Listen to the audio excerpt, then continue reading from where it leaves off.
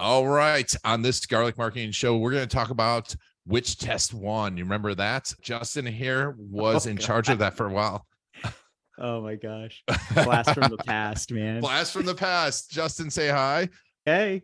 We're going to talk about the problem, why he doesn't want to work with big SaaS or SaaS in general at his current company, what Justin loves about PC, the businesses that should get into PC, the formula for ultimate PC success, which is pay-per-click Google ads, the two segments that are perfect for PC, the link of a sales cycle that doesn't work there, why digital agencies don't succeed on Google ads, and the game changer for PPCs in your daily work that you should be doing, as well as the unsexy thing you need for campaign success.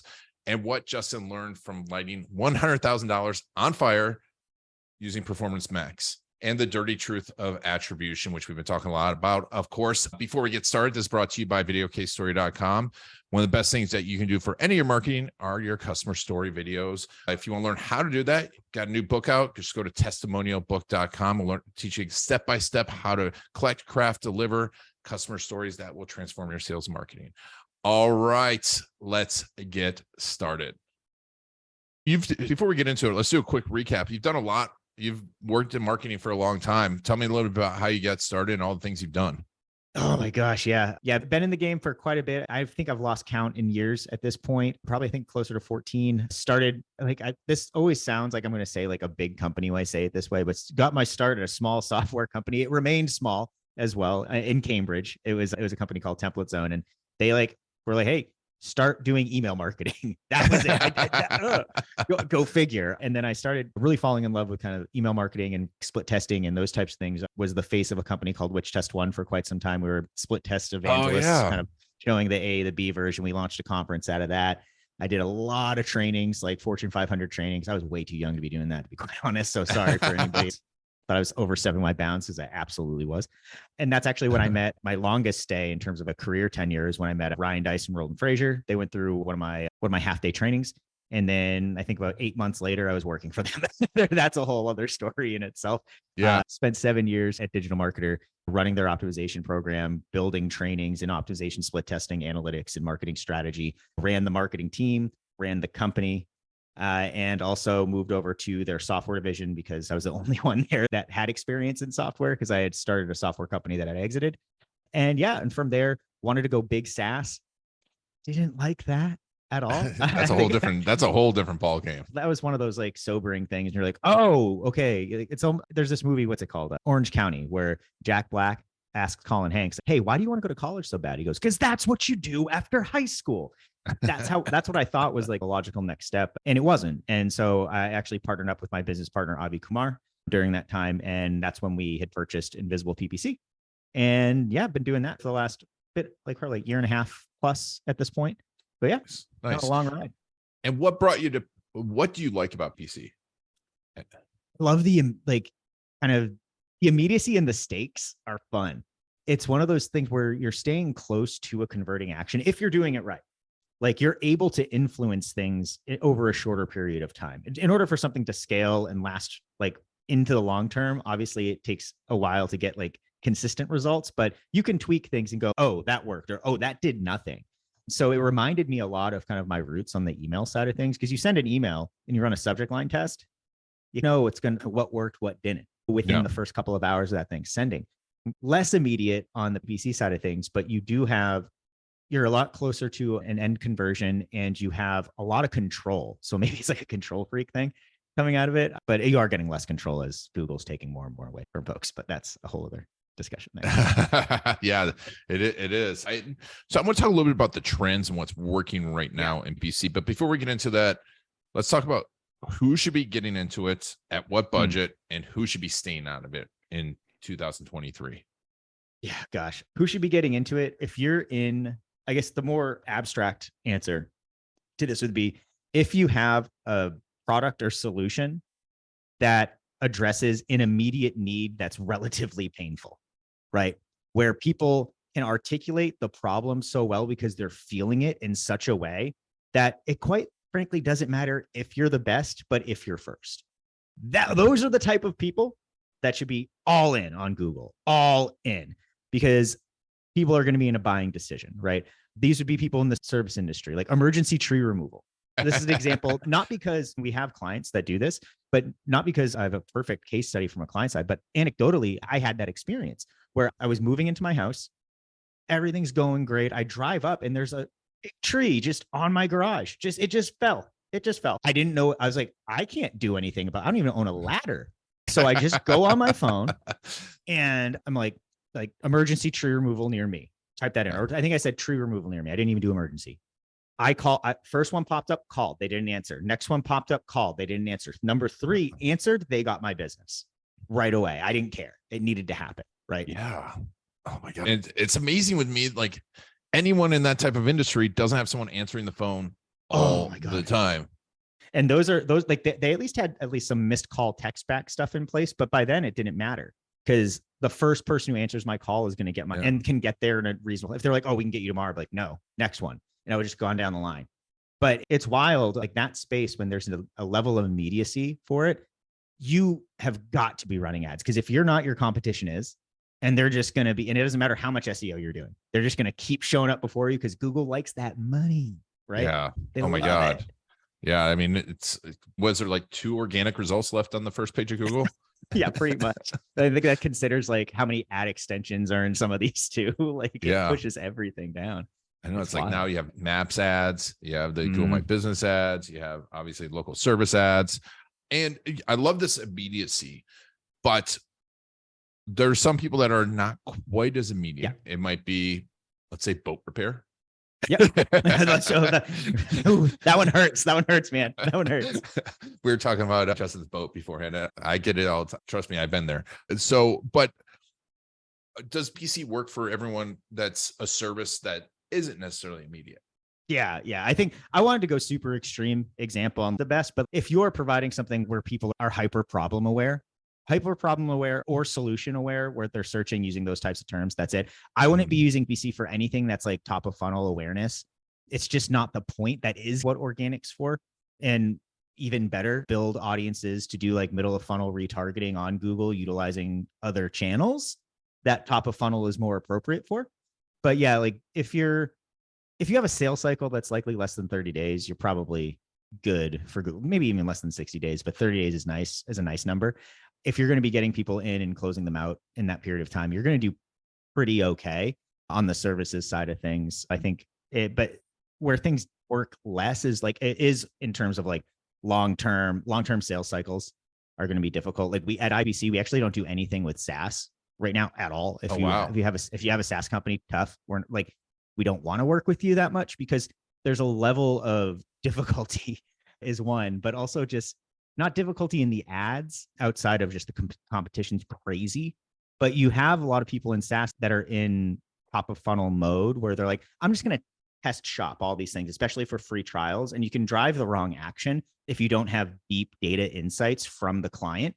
And for us, since we'd be a step removed, it'd be really hard for us to get kind of data piping back in. And whether that data is, if there's enough of that data coming in, are you getting enough people converting from free trial to paid to make it useful for us to start utilizing the algorithm to hunt and find these folks? So yeah, that's one where I'm like, it works. You have to do it, but it's a different game. You're playing in, again, like the VC money territory where they can go at a loss for 6-9 months on some of these ads, and then cool, go nuts. But if you're looking to have a velocity of return of anything less than 90 days, then you probably don't want to go that route for strictly B2B SaaS like Google. And just in the B realm, then agencies, marketing agencies, I talked to a lot about it. I'm like, and I've talked to Cosmo Solutions, and we don't do it anymore for us. And I know a lot of people aren't doing it for themselves. What's your experience with marketing agencies? It never works. It just doesn't. And it was hard. Like when we bought the business, obviously, like we wanted to expand and show growth. Like one, to our employees, we wanted them to see, hey, positive, like new sheriffs are in town. To our clients, everybody wanted to show them all this stuff. So we're like, yeah, you know what? Let's take on some agency ads too. The problem is most people aren't ready to kind of book like an exploration call at that stage. Like I don't think there's a true middle of funnel intention on Google ads that's noticeable enough for like agencies. And every time we try to run those for people, as much as like we believe in their product and how great they are, it's just not meeting the searcher at that right point in the customer journey. It's just the wrong spot. And so that every time. And we run ads for ourselves for IPPC. Mostly it's to boost a piece of content that we want to use. Like one of our strategies, and if our competition's listening, they know we're doing this one, but two, we did a blog post that was, hey, the definitive white label provider like comparison page. And so we go after competition keywords and we show that. We don't go to it. We're not trying to get people to book a call with us that was searching for Vendasta. We're not doing that, but we're saying, hey, if you're considering Vendasta, we already did the work. Just take a look at the difference between us and 50 other agencies that are out there. That's about what I'll do on Google Ads outside of obviously remarketing. But we will run some brand, but nothing crazy. It's just more like in case someone's trying to bid on our stuff, because like you said, there's 2 organic things left on the dang SERPs. Yeah, no, I mean, it's tough, but also it's marketing agencies out there. That's what they do. So they're spending the most amount of money and most amount of time, and you're super competitive. And also it's such a different environment. And when you're talking about now running PC and you're going to run for these, let's say I'm just going to run a PC campaign for one of my clients. What's working right now? What can I do to get my clients the biggest ROI right away? Yeah. The first thing you're going to have to be doing, hopefully one is investing in daily search term analysis on stuff and then playing in that negative keyword base. Like negative keywords are going to be your game changer over time. That's just it. Exact match isn't as exact as they'd like to make you think, even though a word like exact is defined in a very particular way. It is not so much that case when it comes to Google Ads. There's going to be stuff popping up that you either couldn't consider, or that just is that Google saying it's close enough, it's fine.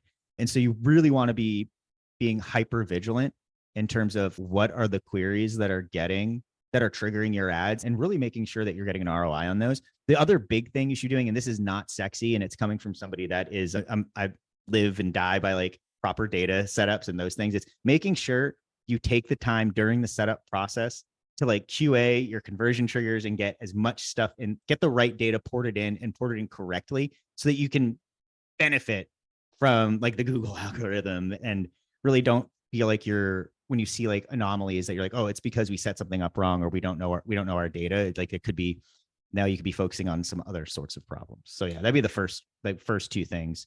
One of them's reactive that you can't do right away, but part of your process would be negative keyword refinement for sure. No, if anyone listens to this podcast, they know I love the unsexy thing, because it's not because I like ugly people. It's just because it's the thing that always works. It's with us with customer story videos. It's like, it's not the sexiest thing, but it works. And concentrating on good content. Exactly. Oh, like one of the things, and this is why it's so important to get as close to the conversion action. And this is why we don't do anything with SaaS too. I'll tell the story.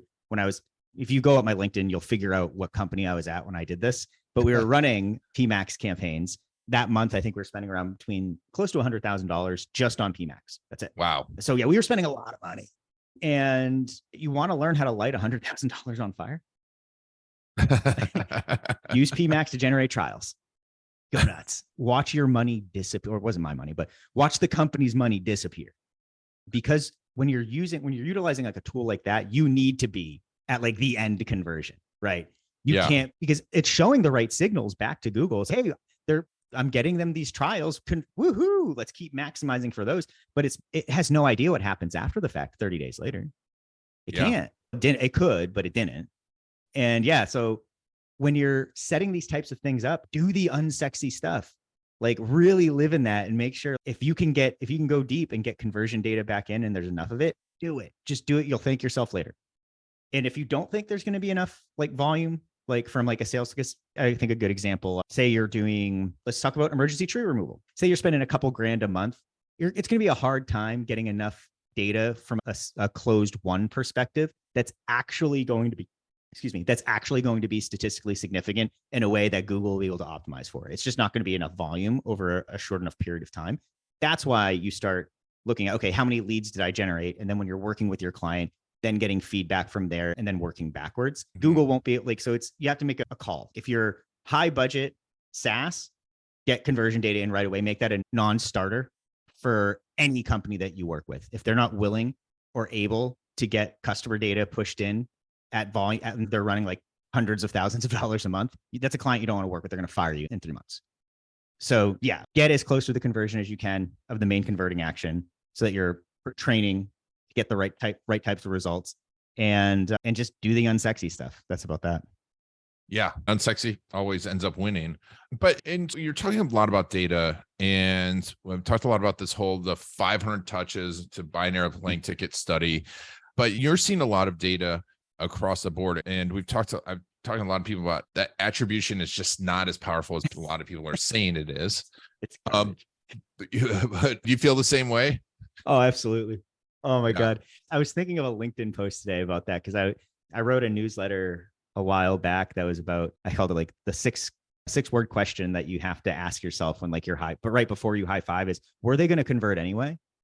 And all attribution software and all ad networks are going to make you believe, no, they were the only reason they converted was because of us or for some reason. So yeah, the attribution side of things, people think it can be this clean understanding. It can't.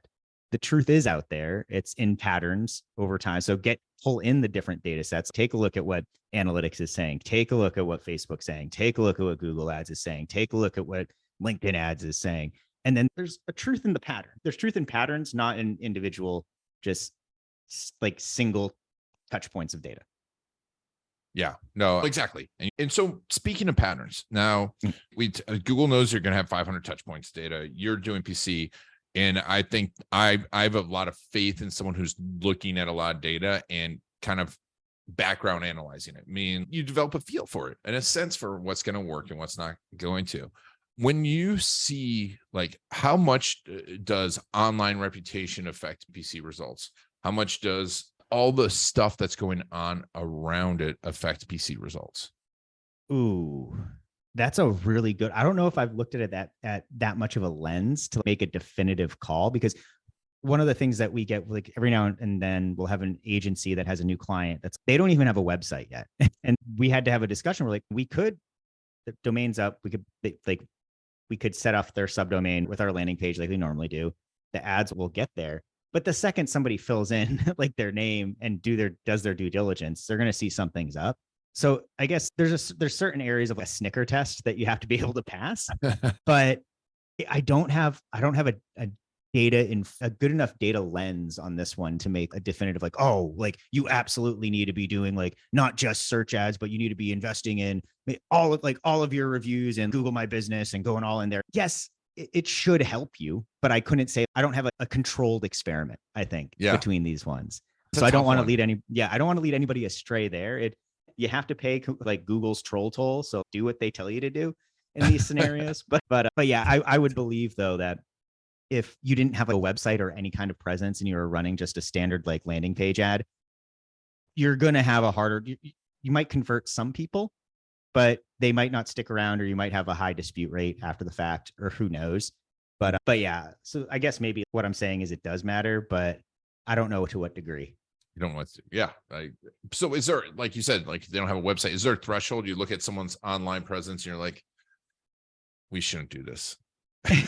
one will be website. The other will be like, do we think they're poised to have success there? And then the other is just, is this an industry we want to be in? Like one, can we do it? There's certain things you can't run ads for, but also sometimes you're like, do I want to do that? Does this make sense? But I think for us, the lens that we look at things, it's if we're going to run ads for somebody and think we'll be successful, do we think we're going to be successful? Do we think we can improve upon what they've done previously, which would presuppose the answer to your question of, do they have a presence is a yes.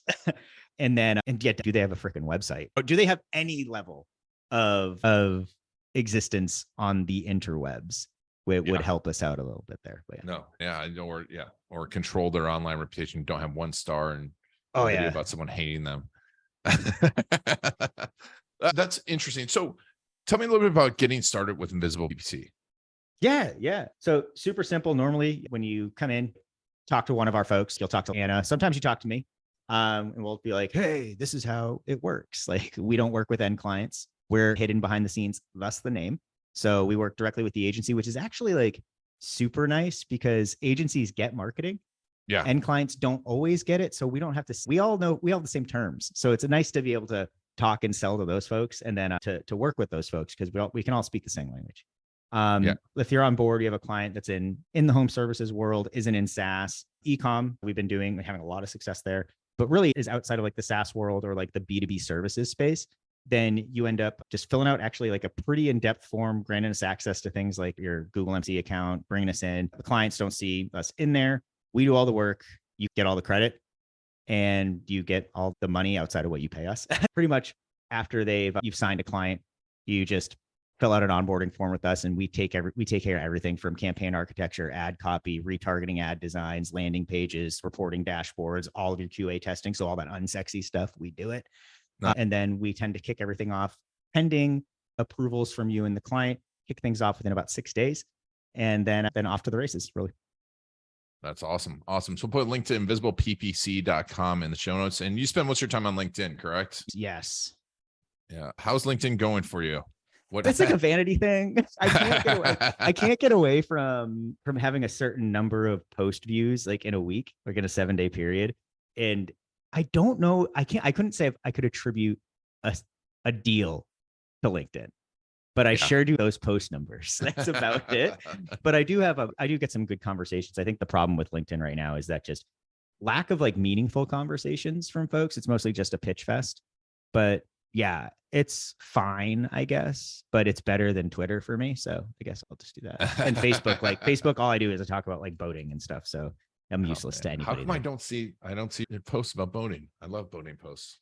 But we'll put a link to all that in the show notes and a link to InvisiblePPC if you all are looking to add PC services. Make sure to check them out. Justin, thanks so much for being on the Garlic Marketing Show. Oh man, thank you so much. This was a lot of fun. And thank you all for taking Justin and I on our journey. This has been Iron Garlic and the Garlic Marketing Show.